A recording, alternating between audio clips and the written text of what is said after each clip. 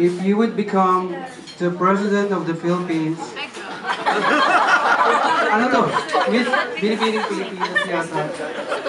What would you change and why from DSS team? DSS.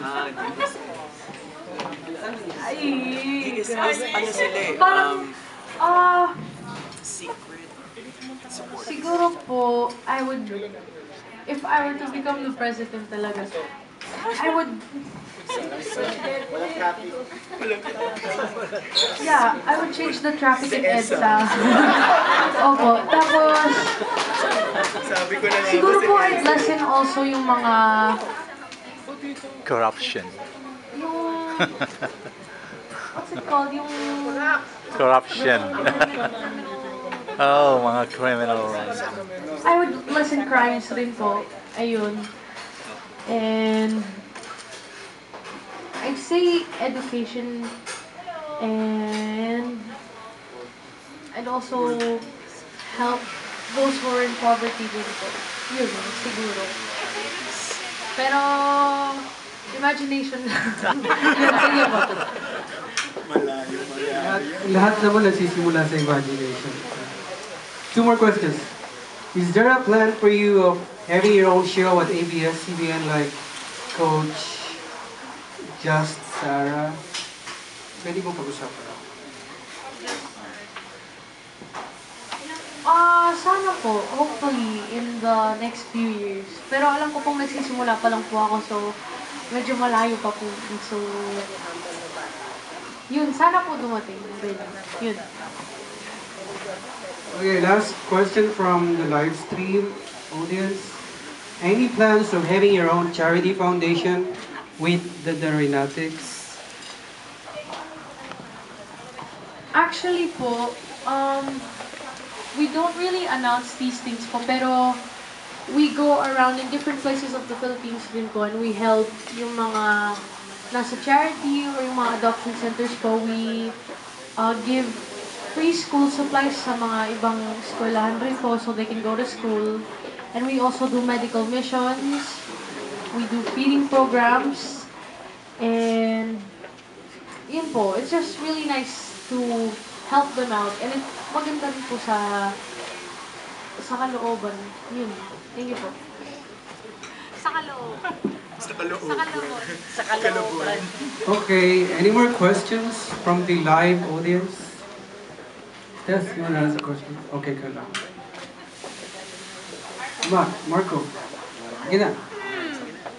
Si Kuya Marco. Ikaw talaga. Ako po si Kuya Karen. Well, it's more like for Mr. Sammy, MCA. I'm sure a lot of fans are always looking forward to see Darren week after week sa ASAP Official. Is there a plan for Darren to be part of ASAP Official? If not, what are other plans po? Actually po, lahat siguro na singer, artist would want to be part of ASAP on a regular basis. But it's something po na hindi natin pwedeng i-dictate.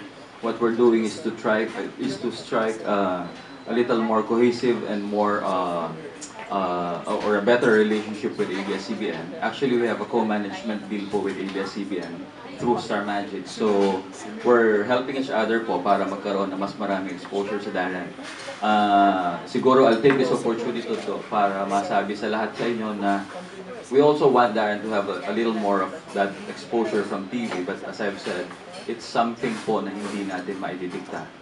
It's something that we're working on, and it's something that we wanted to have for Darren.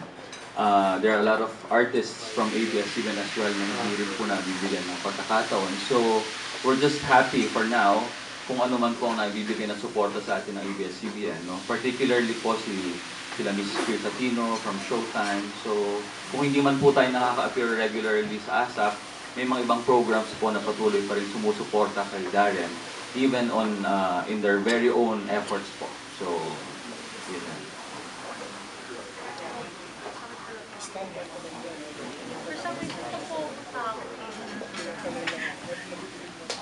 You want to share that? No problem. I'm just saying that why he's sick again every time he flies here. He's always sick, or his eyes is swollen, or whatsoever. Yeah, katakot ka, Darren. Nasa New York. Kung nasa New York. Hey, Leah's alone even have to send her own doctor to fix you. What's up with that? Bakit tuwing nandito ka nagkakasakit ka? Ewan ko rin po, I have this like mindset apparently na feeling ko lahat po ng mga sickness or illness meron po ako.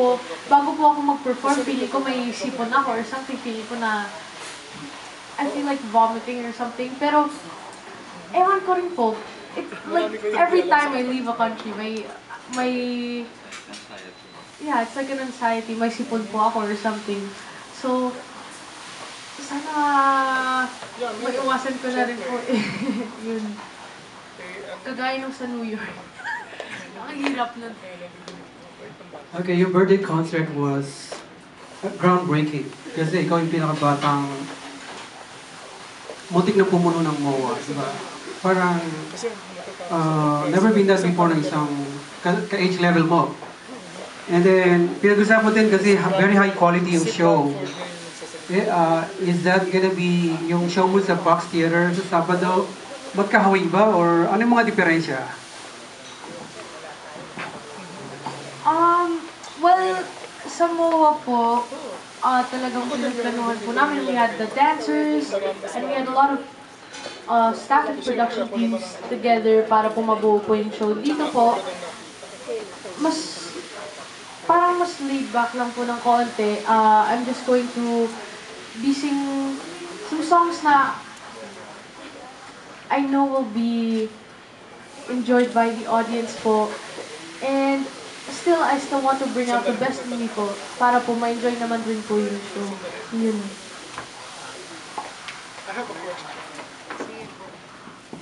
Darren, what's the chance of you and Coach Sarah having a concert?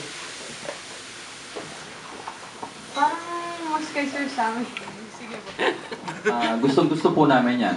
We've been talking to Viva Concerts po, and hopefully it will happen soon.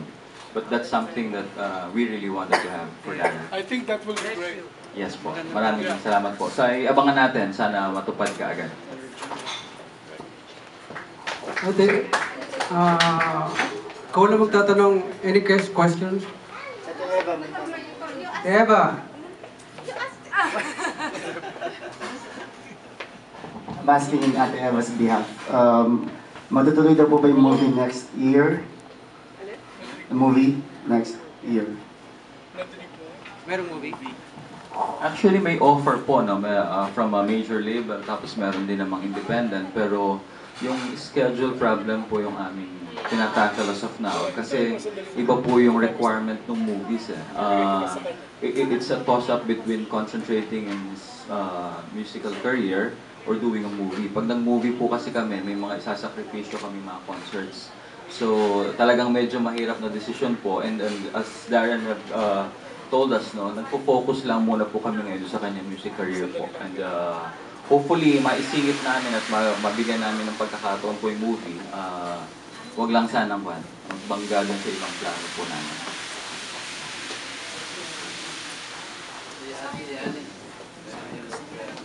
Ate Annie, may question kayo? Dito ko kayo